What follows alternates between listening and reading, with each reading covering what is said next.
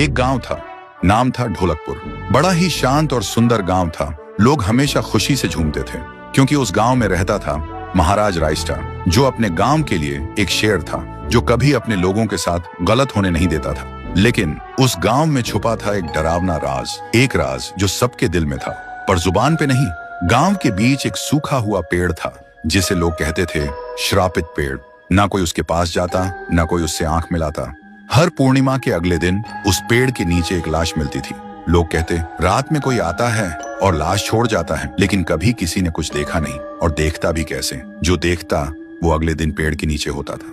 एक दिन रायस्टार ने ठान लिया, बस अब और नहीं, इस राज का अंत मैं ही करूंगा, क्योंकि ढोलकपुर का नाम मिट्टी में मिल रहा था।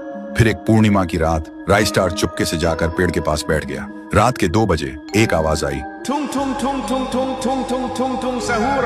और फिर वो पेड़ भूत में बदल गया। वो भूत कुछ अजीब सा था, एक भयानक शैतानी हंसी वाला चेहरा, आंखें बड़ी बड़ी। वो पेड़ चल के एक घर के गेट को जोर जोर से खटखटाने लगता है। तभी एक आदमी डर के मारे आवाज सुन के बाहर निकलता है। वो भूत अपने लकड़ी जैसे हाथ से एक ऐसा थप्पड़ मारता कि उसकी सांस वहीं थम जाती है और उसी जगह उस लाश को ले जाता है और वापस फिर से पेड़ बन जाता था। देखते ही रायस्टार का दिल कांप जाता है, पर वो कुछ बोलता नहीं। सुबह लोग भीड़ में जमा हुए और रायस्टार ने पहली बार उस पेड़ से बात करने की कोशिश की। पेड़ के अंदर से एक आवाज निकली, क्या तुम सब भूल गए मुझे? रायस्टार बोलता है, तू कौन है? पेड़ बोलता है, मैं हूँ ठुन ठुन ठुन साहुर। एक वक्त था जब मैं भी इस गांव का एक प्यारा सा बच्चा था, लेकिन 100 साल पहले मुझे इसी पेड़ से रस्सी बांधकर उल्टा लटका दिया गया, गांव वालों की आंखों के सामने, और मेरी मौत को तमाशा बना दिया गया, सिर्फ इसलिए क्योंकि मैंने एक राज देख लिया था जो लोग छुपाना चाहते थे। और उसी पल से मेरी रूह इस पेड़ से जुड़ गई।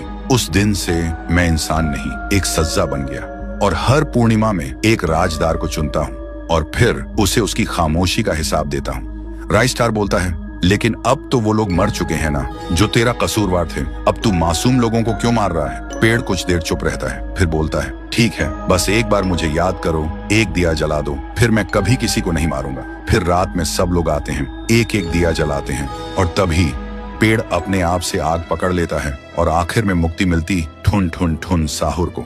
उस दिन के बाद गांव में कभी कोई लाश नहीं मिली। हर पूर्णिमा में लोग एक दिया जलाकर उसकी यादों को जिंदा रखते हैं, क्योंकि अगर भूल गए तो सपने में एक आवाज सुनाई देती थी, थुंग थुंग थुंग थुंग थुंग थुंग थुंग थुंग थुंग सहूर।